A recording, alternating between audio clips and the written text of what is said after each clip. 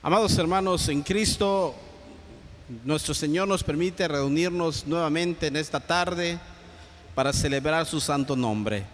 Alegrémonos, hermanos, en el Señor. Gózate con tu familia, regocíjate en el Señor y disfrutemos de este momento tan importante al estar meditando en su palabra.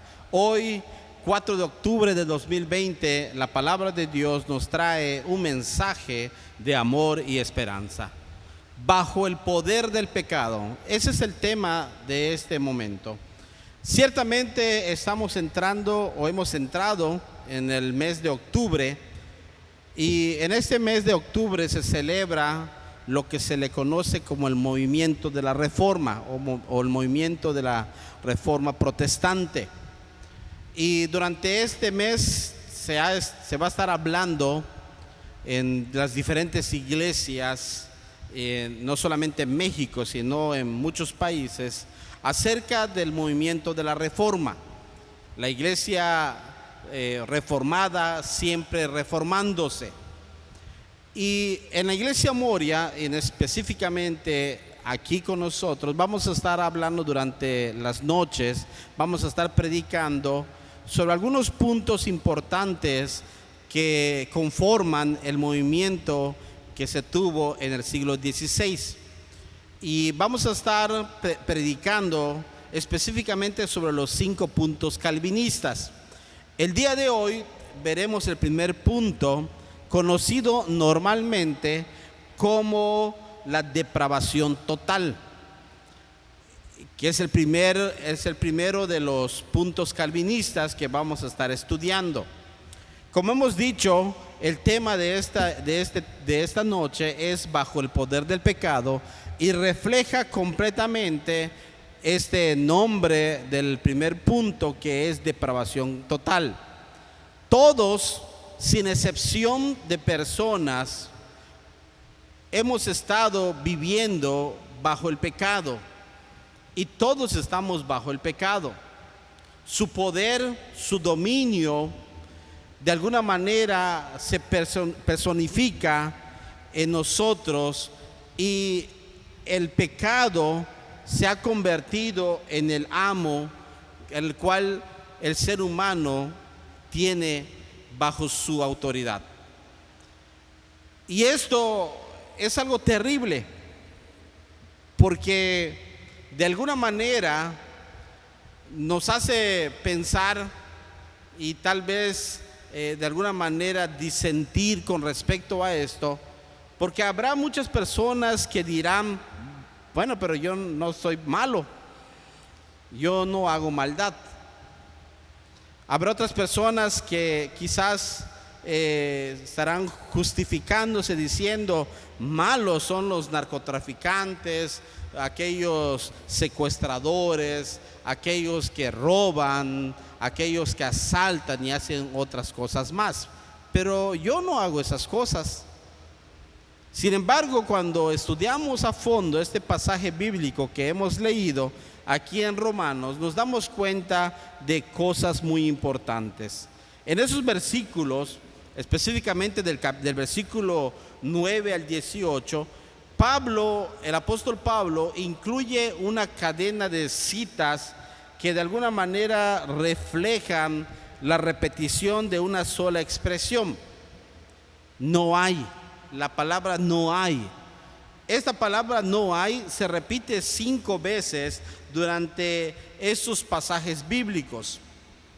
Vamos a ver de qué manera se divide esto. La idea central de todo el pasaje es lo siguiente: la universalidad del pecado. Con ello nos está mencionando que el pecado es algo universal. Y cuando hablamos de esto, podemos llegar al primer punto, refiriéndonos que no hay ni un justo, ni aún uno solo, dice el apóstol Pablo. Aquí en el capítulo 10 que hemos leído, comienza la palabra de Dios diciendo: como está escrito, no hay justo ni aún uno. Y el apóstol Pablo escribe lo siguiente: por cuanto todos pecaron. Por cuanto todos pecaron. Esto prácticamente, cuando lo leemos de esta forma, nos damos cuenta que no hay en el mundo ninguna persona que se libere de ser pecador. Todos somos pecadores, todos hemos pecado. Y es de verdad sorprendente el poder escudriñar que los efectos del pecado dañaron completamente al ser humano. Y no hay ninguna parte de la persona que no haya sido contaminado del pecado. Ese es el punto número 2. Entonces, como punto número 1, vemos que la palabra de Dios nos dice que no hay ni un solo justo en toda la tierra. Esto nos recuerda aquella historia bíblica verdadera, cuando el Señor con sus ángeles visitó a Abraham, y mientras estaban platicando afuera de la casa de Abraham, el Señor le dijo lo que quería hacer allá en Sodoma y Gomorra. Y Abraham comenzó a interceder por Sodoma y Gomorra, sabiendo de que allí estaba su sobrino. Y en ese momento Abraham empezó a decirle al Señor: si hubieran tantos justos en ese lugar, ¿destruirías la ciudad? Y el Señor dice: no, por ellos no lo haría. Sin embargo, vemos que fue bajando el número de personas, hasta que de alguna manera el Señor, en su misericordia, le dice a Abraham que solamente al encontrar a 1, 2 o 3 perdonaría la ciudad. Pero no lo encontró. Entonces, ¿por qué salvó al sobrino de Abraham? No porque sea justo, sino por misericordia. Porque en la ciudad de Sodoma y Gomorra no había ni siquiera un justo.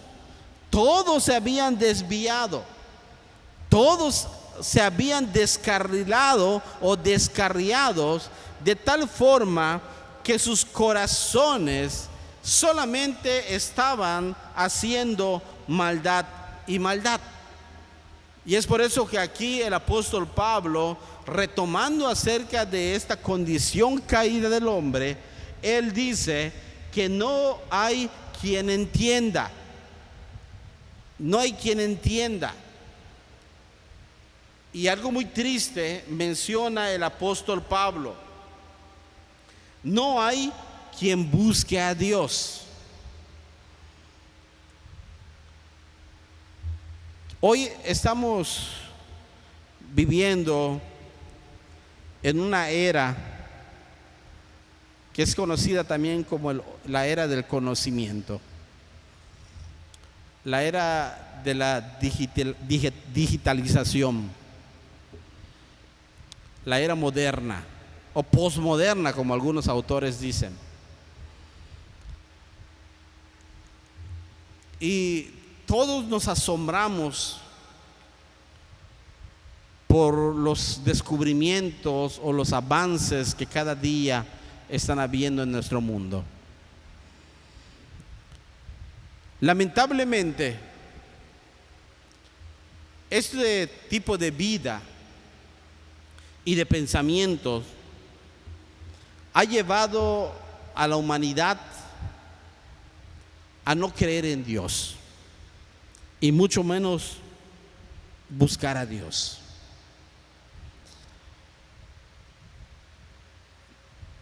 Muchas personas piensan que el buscar a Dios es algo que está fuera de la razón, que solamente los ignorantes hacen. y que solamente los pobres necesitan de Dios, y han rebajado la fe y sobre todo han dejado o hecho a un lado el nombre de nuestro Dios. No hay quien busque a Dios, porque todos se desviaron. Esa situación vemos que fue causado por el pecado, porque es natural ver que aquel que no ama a Dios y aquel que es pecador, ¿cómo va a buscar a Dios? No puede, no está en su naturaleza. Y además, su naturaleza caída, lo único que lo hace buscar es el constante maldad, lo malo. Es lo único que hace. Pero a Dios no, porque Dios es justo y es amoroso. Entonces, cuando la palabra de Dios nos dice que no hay justo ni aun uno, está reflejando de manera total lo que el apóstol Pablo dice en esos versículos, que todos se desviaron y a una se hicieron inútiles. Y no hay quien haga lo bueno, ni siquiera uno. No debemos confundir esos actos de bondad que tenemos o que realizamos. ¿Cuáles serían esos actos de bondad? Pues es posible que cuando estás en el mercado, cuando vas a comprar algo, veas a una persona que está en necesidad y nace de tu corazón el sacar unas monedas y dárselo. Es un acto de bondad. Tal vez tu vecino supiste que estaba enfermo o enferma y te nació brindarle un plato de comida y se lo llevaste sin ningún interés y se lo diste. Tal vez como creyentes supiste de una persona que estaba enferma o enfermo y oraste por ellos. Es un acto de bondad, es un acto de misericordia. Y podemos nosotros decir, bueno, es que pues eso es algo bueno que nace en mí. Pero cuando vamos a las Escrituras, encontramos que aún esos actos de generosidad y de bondad que el ser humano realiza está corrompido, está lleno de pecado, por el pecado que está en nosotros. Y que esos actos de bondad solamente se limpian cuando se hacen en el nombre de Cristo y cuando Cristo produce en nosotros esas buenas obras. Pero aquella persona que no conoce a Cristo, aquella persona que no ha nacido de nuevo, aunque diera su vida por otra persona, ese acto tan generoso y extraordinario está corrompido, porque no ha sido santificado en el nombre de Cristo Jesús. Todos se desviaron del camino correcto y moralmente fracasaron. De esta manera podemos encontrar que todo lo que hagamos, todo lo que el ser humano hace, está echado a perder por el pecado que mora en nosotros, por la maldad que vive con nosotros, por la maldad en la cual es parte de nuestra vida. Ahora, imagínate, iglesia del Señor, ¿cómo nos ve nuestro Señor y nuestro Dios que es tan santo? ¿Cómo te ve? ¿Cómo te observa? La palabra de Dios nos dice que Él en su santidad, cuando nos ve, si es a través de Cristo Jesús, nos ve en santidad. Pero si Cristo Jesús no está en nuestro corazón, entonces nos ve tal y cual somos nosotros, llenos de pecado y llenos de maldad. No hay ninguna persona en el mundo que sea justa. Todos son pecadores. Como segundo punto encontramos que el ser humano no solamente es pecador, sino que todo su ser, todo su cuerpo está corrompido, está en corrupción, todo su cuerpo está en pecado. Por eso se le llama depravación total. Ninguna parte del cuerpo del ser humano se salvó de ser contagiado o contaminado por el pecado. Y aquí en este pasaje el apóstol desarrolla algunos de los miembros del ser humano que son parte de su cuerpo, pero que se refleja la maldad que hay en cada uno de ellos. Dice en el versículo 13: sepulcro abierto es su garganta, con su lengua engañan, veneno de áspides hay debajo de sus labios, su boca está llena de maldición y de sus labios también. Su boca está llena de amargura, sus pies se apresuran para derramar sangre, quebranto y desventura hay en sus caminos. Son algunas de las partes del cuerpo del ser humano que reflejan la maldad total del ser humano, de la persona. El ser humano, todos los seres humanos son pecadores por naturaleza, pero también el cuerpo, el mismo cuerpo, fue contaminado por el pecado.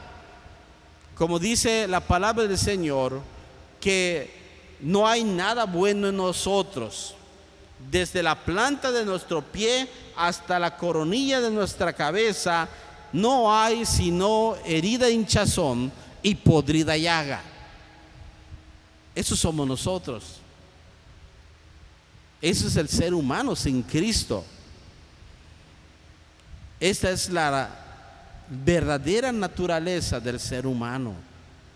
Un ser humano corrompido, un ser humano lleno de pecado.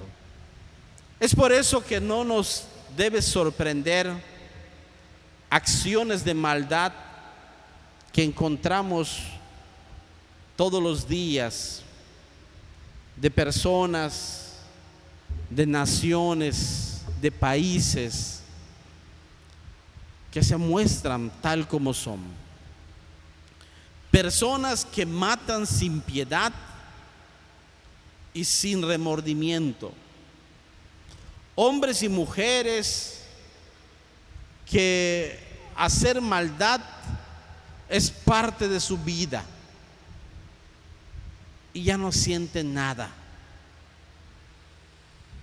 Lo que para una persona quizás sería algo tenebroso y difícil, para otras es algo natural, porque estamos corrompidos, estamos en pecado. El Salmo 5:9 habla acerca de la garganta. Nos dice que el hablar del pecador es como un sepulcro, fuente de impureza y corrupción. Despide olores desagradables. De su garganta solamente sale maldad, engaño, vituperio, insultos. De la garganta, de la lengua, de la boca, con ello devoran a sus víctimas, engañan a las personas, realizan traiciones,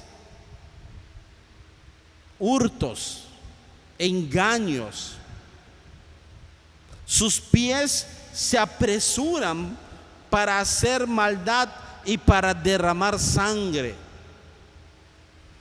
De esa manera, destruyendo a su prójimo. Eso es el ser humano. Esto es la realidad del ser humano por causa del pecado que reina en el mundo y que reina en los corazones del ser humano. Solamente Cristo Jesús es el que ha venido a ayudarnos para sacarnos de este mundo de pecado y llevarnos a una vida totalmente diferente. Lo último que podemos encontrar es que el ser humano, que en el mundo todos los seres humanos son pecadores y que todo el ser humano con todo su cuerpo está corrompido y que asimismo, como está corrompido, sus caminos también están corrompidos. Sus pies, sus planes, sus motivos, sus acciones diarias los llevan a hacer constante maldad. En otras palabras, viven haciendo maldad, viven pecando, viven haciendo enojar a Dios por atentar contra su santidad, por la desobediencia de cada uno de nosotros, por la violencia en la que nos comportamos y vivimos todos los días, la destrucción que hay en el mundo. Pablo se refiere en este punto a los pies para indicar que su conducta está de acuerdo con su habla. Lo que hay en el corazón lo dice con sus palabras y sus pies lo conducen para derramar sangre, para ir contra Dios. Con ello podemos ver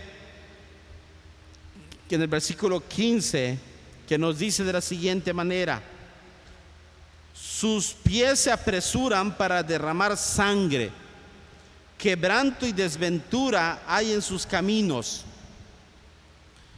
Todo lo que hacen es maldad.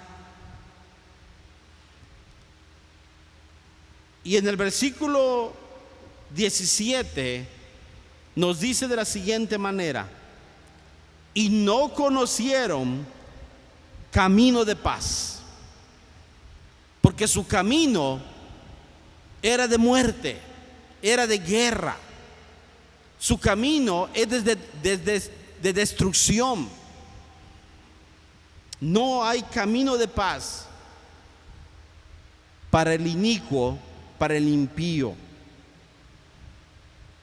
Por eso el apóstol inició con este pasaje bíblico diciendo de que no hay justo ni aun uno, de que todos se han corrompido, de que todo su cuerpo está corrompido y que todos sus caminos están corrompidos. El camino de paz, que es el otro camino, que es el estilo de vida que debería llevar, es totalmente extraño para ellos porque desconocen el camino de paz. Han cambiado el camino de paz por el camino de la miseria. Y es triste encontrar que este pasaje bíblico nos dice lo siguiente: que ellos no tuvieron o no conocieron el temor de Dios delante de sus ojos. No hay temor de Dios delante de sus ojos. Y si no hay temor de Dios delante de sus ojos, entonces no hay sabiduría. Porque la sabiduría o el principio de la sabiduría es el temor a Jehová. Entonces, si no hay sabiduría, todo lo que hagan no prosperará, porque es de continua maldad. Amados hermanos, en ese tema de la corrupción total, y específicamente hablando de la condición del ser humano que vive bajo el poder del pecado, nos damos cuenta que vivimos en una situación muy difícil para todos nosotros. Y quizás después de escuchar todo esto, tú te preguntarás, ¿y qué puedo hacer? ¿Qué puedo hacer para dejar de vivir en ese tipo de vida? Para dejar de ser o actuar y vivir o salirme de este mundo de pecado, de maldad que estoy viviendo. El apóstol Pablo en Romanos capítulo 7, versículo 28, expresó lo siguiente, en la cual yo estoy de acuerdo y quizás tú también estarás de acuerdo. Pablo, al saber o al reconocer su condición de pecado, dijo lo siguiente: miserable de mí, miserable de mí. Con ello Pablo estaba diciendo, realmente estoy mal, realmente no tengo oportunidad, no tengo salvación. ¿Quién me librará de este cuerpo de muerte? En otras palabras, Pablo estaba diciendo, ¿quién me puede ayudar a salir de este mundo, de esta situación que estoy viviendo? ¿Habrá oportunidad? El apóstol, o más bien la palabra de Dios, nos dice que sí. Escribe el apóstol en el siguiente versículo: mas gracias doy a Dios por Jesucristo, Señor nuestro, quien por su muerte y su sacrificio nos dio sanidad. Cristo nos alcanza en la enfermedad, Él nos sana y lleva sobre sí nuestra maldad y nos da esa sanidad que tanto necesitamos. Pero además Cristo Jesús nos perdona nuestros pecados, no solo de ayer, sino también el de hoy y el de mañana. Pero también el Señor Jesucristo nos brinda salvación, nos libera de la esclavitud del pecado, nos regala la salvación en su nombre y nos hace libres y nos salva. Entonces, ¿quién nos librará de este cuerpo de muerte? La respuesta está: Cristo Jesús es el que nos puede salvar, es el que nos perdona y el que nos da una oportunidad y nos hace santos en su nombre. Hermanos, solo en Cristo hay salvación, pero solo en Cristo también hay santidad. Sigamos a nuestro Señor Jesucristo, rindámonos bajo sus pies y vivamos bajo su señorío, porque Él nos librará del pecado y nos dará una vida completamente nueva en su nombre. Que Dios bendiga su palabra y que Dios bendiga a tu familia.